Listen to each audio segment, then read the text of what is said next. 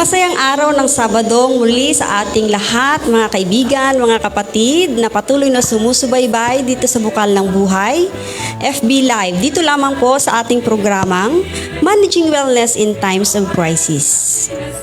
Kumusta po kayo sa inyong mga tahanan? Matagal na po tayong hindi nakikita, ngunit ang mahalaga, tayong lahat ay nasa maayos na kalagayan at patuloy kung nakakaranas man po ng mga problema sa buhay sa mga panahong ito ay patuloy tayong may pananampalataya sa ating Panginoon at malalagpasan natin ang lahat ng mga pangyayari sa atin ngayon. Meron po tayong guest ngayon.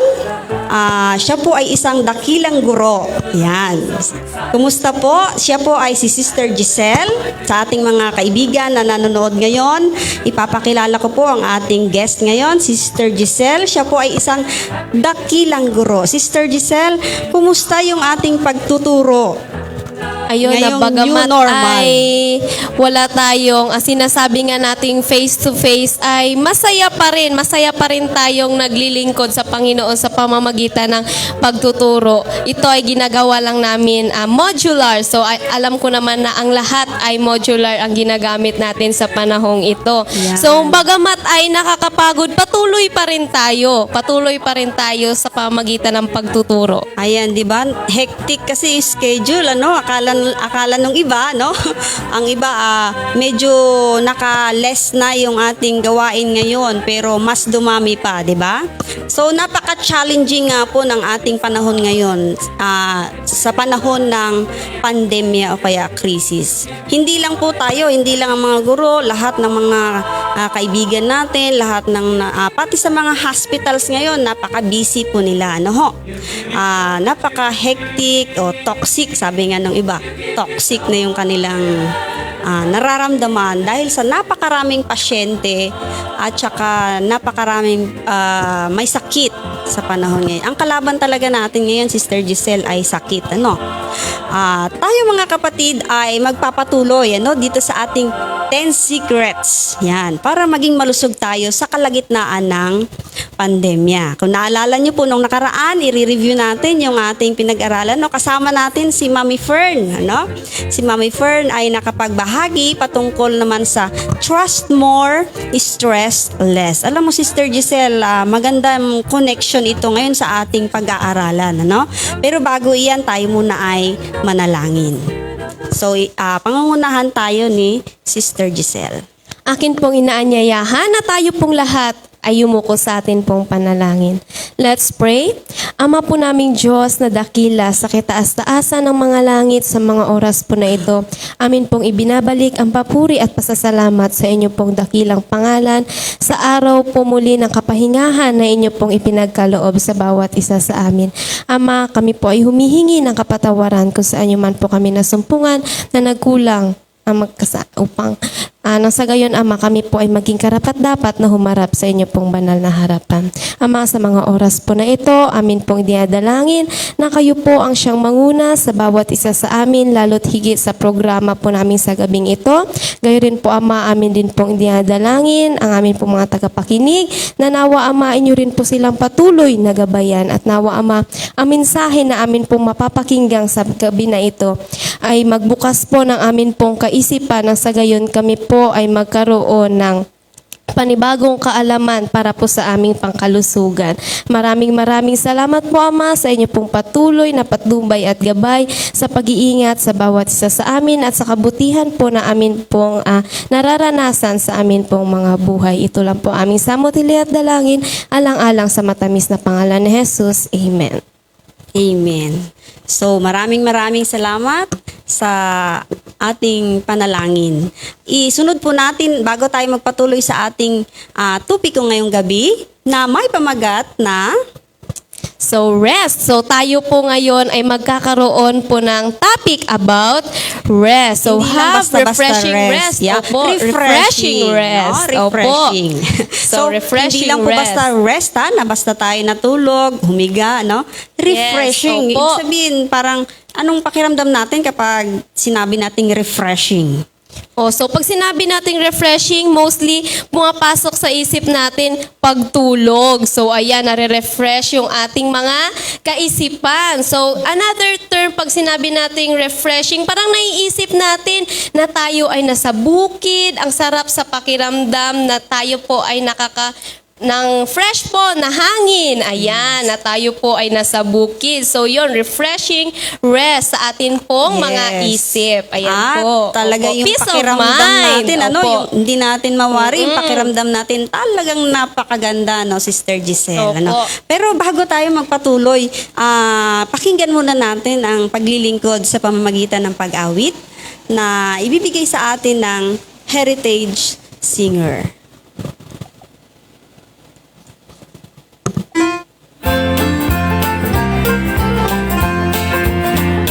Jesus loves me, this I know, for the Bible tells me so. And He brings a calm assurance to my soul.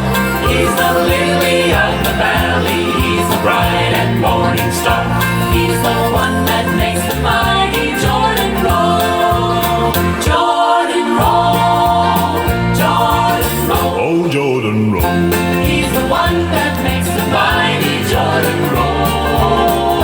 He can walk upon the water, He can calm the angry sea, and He's the one that makes the mighty Jordan roll. Turn the water into wine, fed 5,000 at a time, and He stilled the bread of life unto my soul. Met the woman at the well, took away the devil's spell, and He's the one that makes the mighty Jordan roll. Jordan roll, Jordan roll. Oh, Jordan roll. He's the one that makes the mighty Jordan roll. He can walk upon the water, He can calm the angry sea, and He's the one that makes the mighty Jordan roll.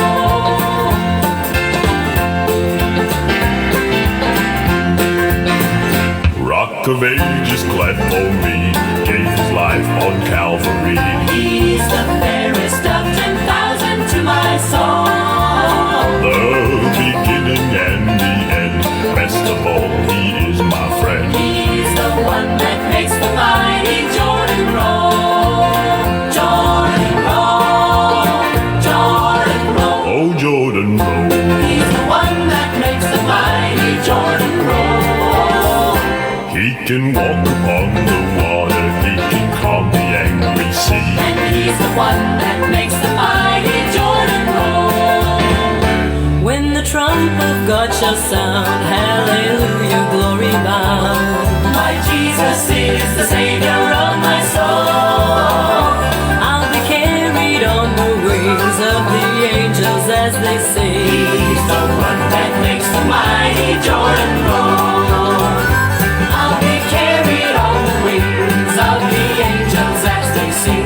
He's the one that makes the mighty Jordan roll.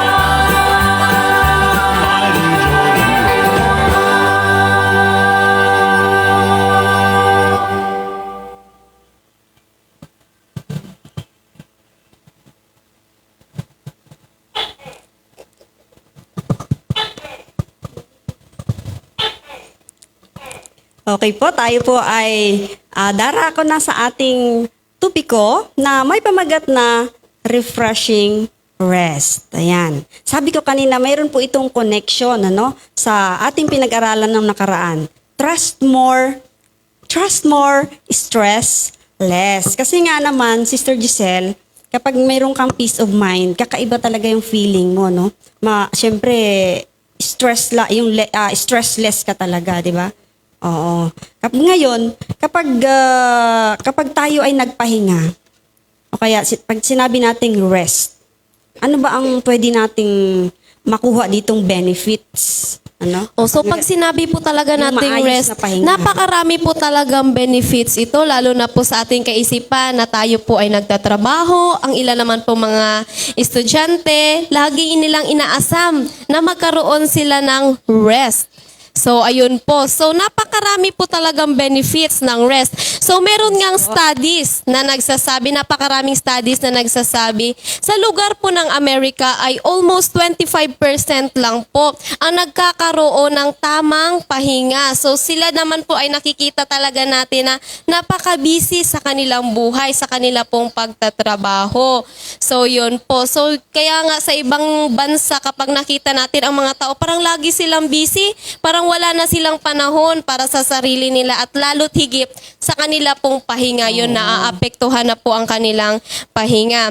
So, yun nga po, pag sinabi po nating refreshing rest, so lagi nating inaasam, ito po ay magkakaroon po natin ng pagtulog.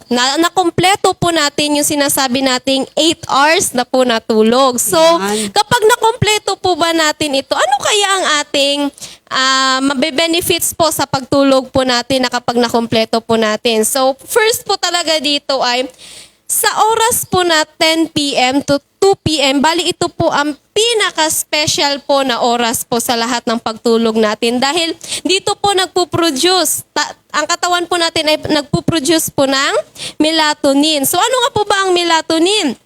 Ito po ay isa pong hormones po made by the pineal glands. So, made by our pineal glands po na nag-i-aid po sa atin pong mga jet lag, sa atin pong mga stresses, sa atin pong mga utak, at gayon rin po sa atin pong mga shift works. Ayan. So, yun pong melatonin ang nag-i-aid po sa atin. So, kapag tayo po ay nagkaroon po ng kulang na tulog, ay syempre, hindi rin po talaga natin makukuha yung melatonin na sinasabi na ito. Lalo't higit between po ng 10 p.m. to 2 a.m. po. So, ang pinaka-peaking time po talaga dito ay 2 a.m. So, dapat na kompleto talaga natin yan. So, alas 10, dapat tulog na talaga po dapat tayo. So, ano nga po ba ang benefits po nito? So, una rin po dito ay nare-restore po yung atin pong katawan, lalo't higit po yung atin pong mga kaisipan. Ayan, kapag tayo ay Nare-refresh pa rin, nare-refresh yung isip tayo, natin. yung isip talaga natin, ang pinaka number 1 po talaga dito na nare-refresh. At nare-recharge tayo. Yes, diba? nare-recharge tayo. Yun po, nare-repair Parang po. battery. Yan, Parang yes. battery na Opo. na-recharge ulit. Yan, Meron nare-repair naman tayong po yung bagong- atin pong katawan kapag tayo po ay nakakuha po ng tamang pagtulog. Another thing po ay nagsisimula po yung ating katawan na mag-detox. Yun po pala ang isa sa napakaganda. Nagdi-detox po pala ang ating katawan kapag tayo po ay nakakapagpahinga. So, kailangan po talaga natin ng pahinga. So, another thing, ang tulog po ay nakakatulong din para mag-build po yung ating immune system. Ayan, mapalakas po yung ating immune system. Lalo't higit kailangan po natin sa panahong ito. Lalo ngayon, na Sister mapalakas Giselle. po Oo. ang ating immune system. So, ito po ang pinakakailangan natin sa panahon ngayon, panlaban sa coronavirus. So, yun po.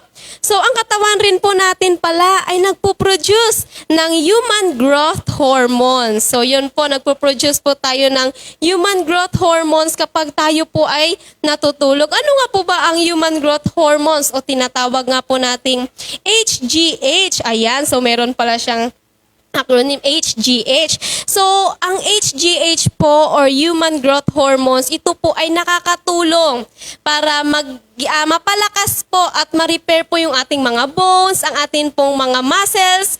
Yun, so, di ba, napakasarap matulog. Halimbawa, tayo ay nag-workout or sinabi nating nag-exercise, parang pagod na pagod ka, napakasarap talagang itulog kapag pagod yung ating katawan. Bakit? Kasi nare-repair pala yung ating mga bones, yung ating mga muscles. Ngayon din pala kapag may sugat din pala tayo, yun din pala yung time na nare-repair din pala yung ating mga sugat.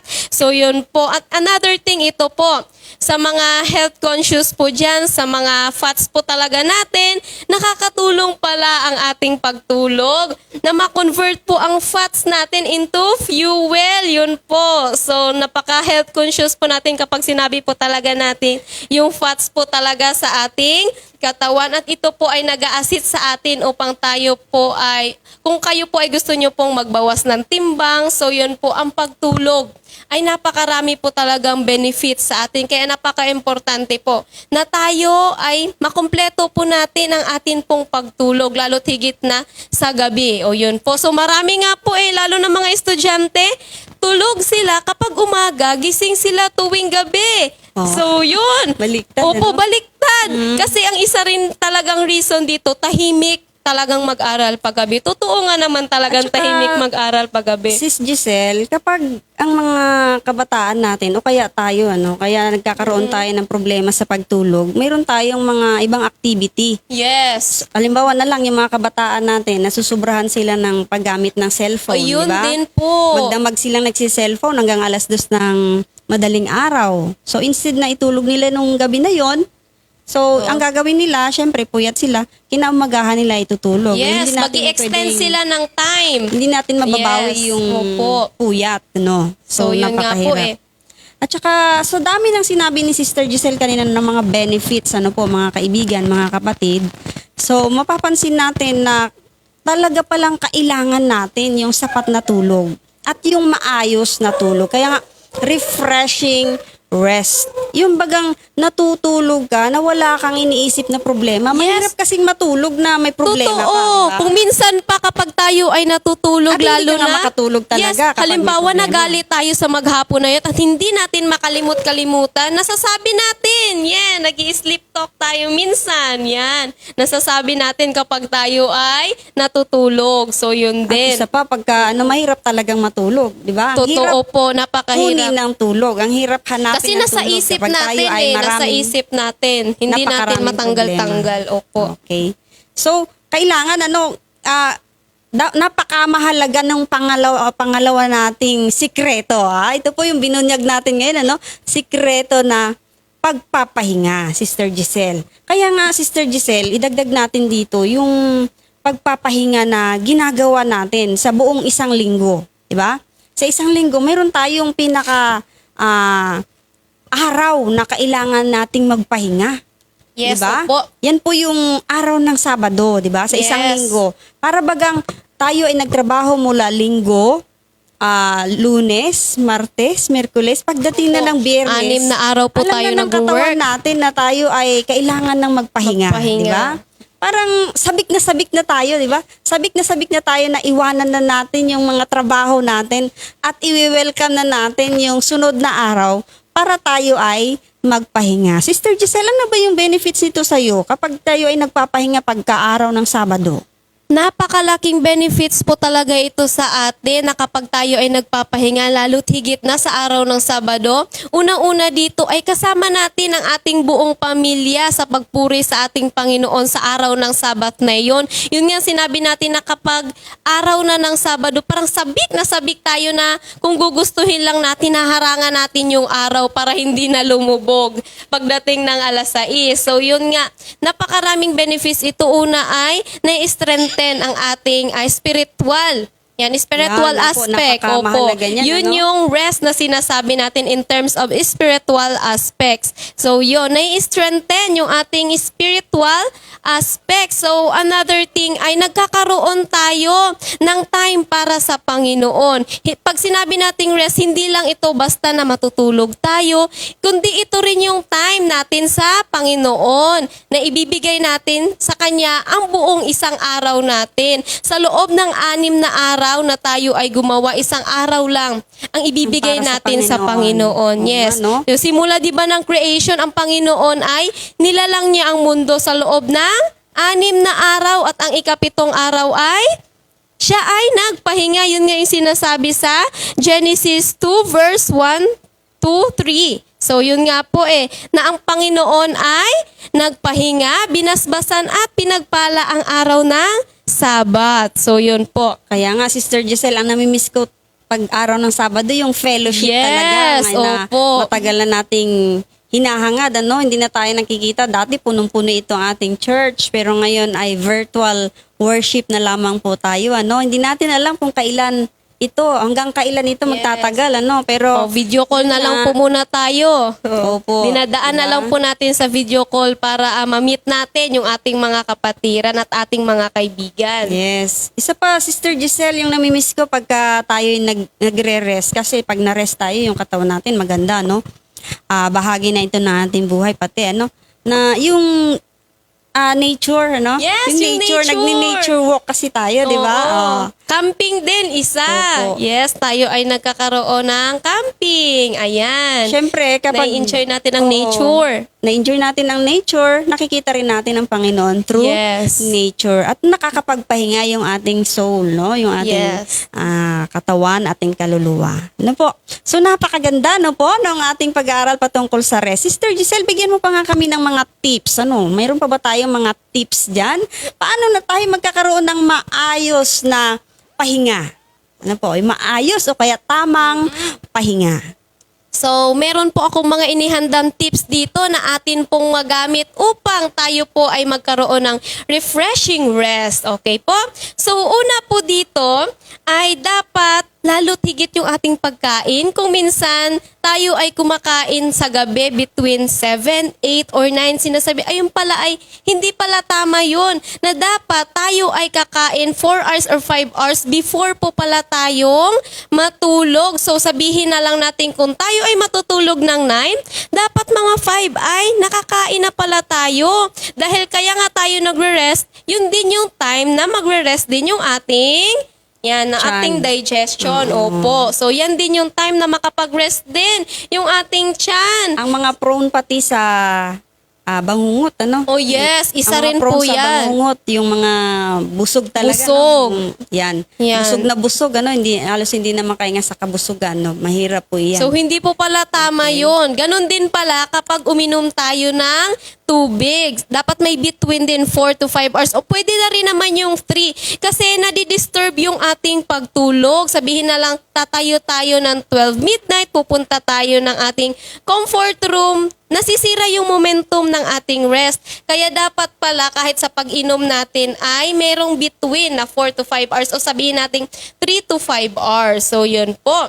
So, another thing po dito ay dapat na kompleto rin natin yung ating physical exercise. Yan, kapag Yan, masarap umaga. matulog Yes.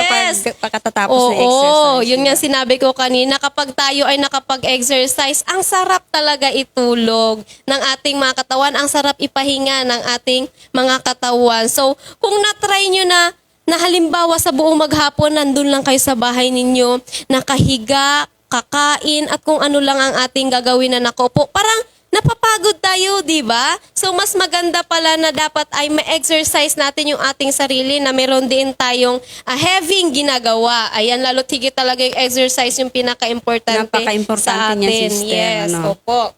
And another thing, na dapat kapag tayo ay matutulog, dapat clean and fresh syempre yung ating higaan. So, Yan yun po. talaga dapat. Tandaan po natin Oo. yan, napakaganda clean yan, and ano? fresh, hindi lang basta Kaya pala clean. nagsha-shower tayo Yes. kapag bago matulog. Hindi lang basta clean, kundi fresh yung ating higaan. Madidisturb syempre yung ating pagtulog. Halimbawa, sasabihin natin, ang baho ng kumot ko, ang baho ng unan ko. Hindi tayo makakatulog ng maayos na dapat clean and fresh. So, yun po.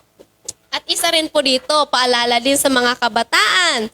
Yan na mahilig sa gadgets, mahilig mag-computer, manood ng TV, na dapat pala ang mata natin ay nakarest na. Nakarest, sabihin na lang natin na 1 to 2 hours nakarest na yung mata natin bago tayo matulog. Hindi tama na bago tayo matutulog ay hawak-hawak natin yung ating cellphone. Yan, naglalaro pa tayo. Nasisira din yung ating mga mata. Yung cellphone, mga yung nilalagay sa ulo, 'di ba? Ay, Mahirap. opo. Kapag natutulog Ang tayo, radiation po ay delikado. Dapat ay Yes, malayo po dapat malayo, talaga malayo. sa atin ang atin pong mga cellphone. So isa rin po dito, alam ko po na napakarami din po sa atin na natutulog gusto bukas ang ilaw. Yung iba naman ay gusto madilim.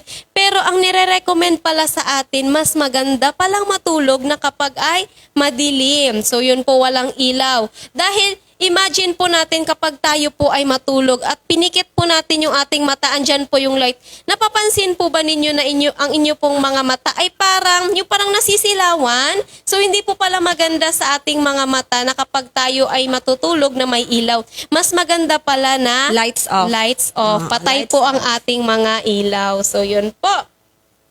So, isa pa po dito ay dapat po masanay po ang ating katawan. Sinasabi nga nating body clock. Dapat body clock na talaga natin na tayo po ay matulog ng 9 or 10. So, yan po. Masanay po dapat ang ating mga katawan na tayo po ay matulog ng 9 or 10. So, yan. At gigising naman po tayo, sabihin na lang nating 5 or 6 po. So, yan po talaga yung tamang oras ng atin pong pagtulog. So, at ang isa pa rin po dito, ang pinaka-importante sa lahat ay tayo po ay manalangin po talaga bago po talaga tayo matulog. I-surrender po natin, peaceful yung I-surrender ating po pagtulog. talaga natin ang atin pong sarili sa Panginoon. Dahil hindi po natin alam kung ano po ang ating kinabukasan. Mas maganda po na ang sarili po natin ay isusurrender po talaga natin ito sa Panginoon. At napakagandang benefits po yun na kapag tayo ay nananalangin.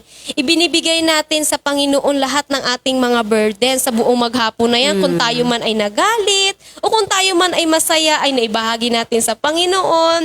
And Kung meron magkakaroon tayo. nasaktan sa atin, di ba? Meron tayong Oo. kaaway. Oo. Yes, Kung meron nabigay sa mga natin sa kaaway. Panginoon. Okay? So napakaraming tips po ang ating natutunan mula sa ating dakilang guro, si Sister Giselle. Nawa po ay marami tayong nakuha ngayong gabi po. At may apply natin. Ito po ang pinakamahalaga, yung may apply natin sa ating pamumuhay bilang Kristiyano at habang tayo ay nasa kalagitnaan ng krisis ngayon. Marami tayong natututunan, marami tayong pura na natatanggap. Ang sa atin lamang ay gawin natin ito. Kasi napakahalaga kapag mayroon tayo nito, mayroon na tayo agad na doktor, pangalawang doktor, no? Kasi mayroon tayong una, trust more, stress less, na sinabi ng ating Panginoon. Tip number 1. Tip number 2, magkaroon lang tayo ng refreshing rest. At bahala na ang Panginoon sa atin. Okay, mayroon po akong isi-share sa ating lahat, sa ating mga taga-subaybay at taga-panood sa ating programa. Bago tayo magtapos, isi-share ko po sa inyo yung Matthew 11 verse 28. Ang sabi ng Panginoon, then Jesus said, "Come to me, all of you who are weary and carry heavy burden." Napakagandang panawagan ng Panginoon sa bawat isa sa atin. Ano po? At ang sabi ng Panginoon, I will give you rest. Ayan, ano po? So lahat ng mga pinoproblema natin, lahat ng mga alalahanin natin sa buhay, ay ibigay po natin yan sa ating Panginoon. Ano po? Siya na ang bahala sa atin. Ano? Sa mga kaibigan natin at mga kapatid natin na may nararamdaman sa mga panahong ito, ano po? At sila ay nakakaranas din, hindi tayo exempted, di ba? Nakakaranas din ng mga sakit, ano? Yan lamang ay pagsubok sa atin. Na ang sabi ng Panginoon, magtiwala lang tayo sa Kanya. Pumunta tayo sa Panginoon at siya ang magbibigay ng kapayapaan sa atin. Napakaganda rin ni Sister Giselle yung Psalm 91, ano? Yes. Psalm 91. Ang sabi doon, He who dwells in the shelter of the Most High will rest in the shadow of the Almighty. Ayan, ito po ay sa New International Version, ano? Will rest, ang sinabi doon, will rest in the shadow of the Almighty. Kaya wala tayong dapat alalahanin, ano? Wala tayong dapat alalahanin. Kasi kapag tayo ay under the shadow of our Almighty in heaven, ay ang sabi ng Panginoon ay wala tayong dapat na ikatakot. Diba? Ang sabi niya, He is my refuge and my fortress, my God, in whom I trust. Kaya nga sabi ko, magandang connection ito doon sa ating nauna, di ba? Trust more, stress less. Ngayon, magkaroon tayo ng refreshing rest. Magtiwala lang tayo sa ating Panginoon because He is our refuge, our strength, our fortress. Siya lang yung ating ah, pagtitiwalaan, di ba? So sa panahon ngayon, mga kaibigan, mga kapatid, nasa kalagitnaan tayo ng krisis o pandemyang ito. Yan lamang po. Gamitin natin, i-apply natin yung mga sikretong iyan upang sa ganon ay magkaroon tayo ng maayos na pagtulog, magkaroon tayo ng kapayapaan sa ating puso at isipan habang naghihintay po tayo sa ating Panginoon sa kanyang ikalawang pagbabalik at sama-sama tayong pumunta doon sa langit na bayan na inihanda niya sa atin. So maraming salamat, Sister Giselle. At sa susunod na muli nating pagkikita, iimbitahin po muli natin si Sister Giselle. Dito lamang po sa ating programang Managing Wellness in Times of Crisis. Tayo po lahat ay yumuko para sa ating panalangin. Ama naming Diyos na ang tahanan ay nasa langit, kami po ay nagpapasalamat sa gabing ito. Kami inyong ginabayan, Panginoon, sa aming paglilingkod. Patuloy kami, Panginoon, patawarin niyo kami sa aming mga kasalanan upang maging karapat-dapat po kami sa inyong banal na harapan. Sa gabing ito, Panginoon, patuloy naming idinadalangin sa inyo ang aming mga kapatid na may mga karamdaman. Panginoon, kayo po ang kanilang kailangan. Hinihiling namin, Panginoon, tulungan sila na malampasan ang mga pagsubok na ito sa kanilang buhay. Idinadalangin namin sa inyo, Panginoon, si Sister Lynn Lurica. Siya po ay nasa banig ng karamdaman sa mga panahong ito at ang kanyang pamilya, Panginoon. Tulungan sila, Panginoon, huwag niyo silang iwanan. Kayo ang siyang mag-iingat at magpagaling sa kanya upang sa ganon ay maipagpatuloy niya ang kanyang paglilingkod para sa inyo. Hinihiling din namin, Panginoon, ang inyong paggabay, ang inyong proteksyon para sa aming kapatid na si Sister Lilia Alinyo. Panginoon, ang kanyang pamilya, tulungan sila sa mga panahong ito. Malagpasan nila ang mga sakit na ito, Panginoon. Upang sa ganon ay sama-sama kaming magpuri sa inyo, sama-sama kami maghintay para sa inyong ikalawang pagbabalik. Sa iyo lamang kami, Panginoon, dapat na magtiwala. Sa aming napag-aralan ngayon, Panginoon, magkaroon kami ng peaceful life. Magkaroon kami ng masayang pamumuhay kahit pa kami ay nasa kalagitnaan ng mga pagsubok na ito. Dahil tinuruan niyo kami, Panginoon, na kayo lamang ang aming shield, kayo ang aming fortress sa panahon ngayon. Panginoon, tulungan mo kami na patuloy na magtiwala sa inyo. At ang mga kapatid namin, ang mga kaibigan namin, na sa mga panahong ito ay may nararamdaman din, Panginoon, mga karamdaman, o kaya may mga alalahanin sa buhay. Patuloy naming hiling ang inyong presensya, Panginoon, ang banal na Espiritu, ang banal na anghel ipagkaloob sa amin. At patuloy kaming manghawak sa aming pananampalataya hanggang sa kami ay makarating sa bayan na inyong inihanda sa bawat isa sa amin. Maraming salamat po sa inyong patuloy na pagtugon ng aming panalangin. Alang-alang na lahat sa matamis na pangalan ni Jesus. Amen. Amin po kayong iniimbitahan na i-share at huwag niyo pong kalimutan i-like at i-share itong ating programa upang sa ganon ay ang ating mga kaibigan at ang ating mga kapatid ay makinabang din at sila ay magkaroon din ng mga pagpapala na ibinabahagi sa programang ito.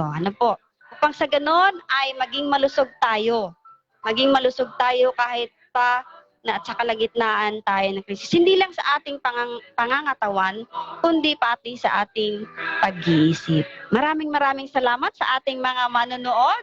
Yes, so maraming salamat po sa inyo pong lahat na patuloy po na sumusubaybay sa atin pong programa na Bukal po ng Buhay. So nais po naming batiin ang lahat po ng amin pong mga taga-subaybay. So Sister Moneth Balaoro, Dennis Hagmis, Ling Tan, Sis Jen Arellano Bachansila, Sister Eileen Villaverde. So Sister Eileen Socrates, Sir Adan Abayon Fabilion, Sir Brother Piolo Balaoro, Sister Ellen Joy Hagmis, and Peli Fernandez. So maraming salamat po sa inyong lahat sa patuloy po na pagsubaybay. So amin po inaanyayahan na atin pong i-like, share at subscribe po ang atin pong page. So yun po. So maraming salamat po. At bukas po, tayo po muli ay magkakaroon po ng panibago pong programa sa araw po ng Sabat. Amin pong inaanyayahan na ang lahat na bukas po ay sama-sama po muli tayo makapakinig ng panibago pong aral sa araw po ng Sabat. At syempre, maraming salamat, Sister Giselle, sa inyong pagpapaunlak. At sa susunod po muli, amin po kayong iimbitahan dito sa ating programa. Ako rin po ay natutuwa na ako po ay naimbitahan dito na bilang makapagbahagi yan ng atin pong mga aral patungkol po sa atin pong kalusugan. So maraming salamat po. Muli po, magandang gabi at patuloy po tayong sumubaybay dito sa ating programang Managing Wellness in Times of Crisis. Magandang gabi.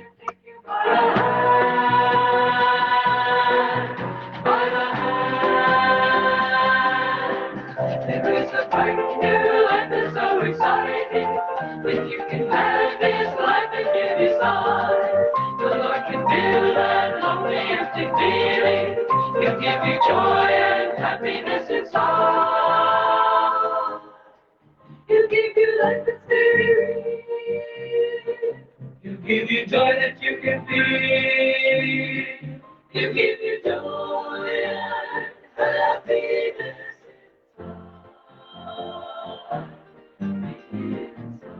Oh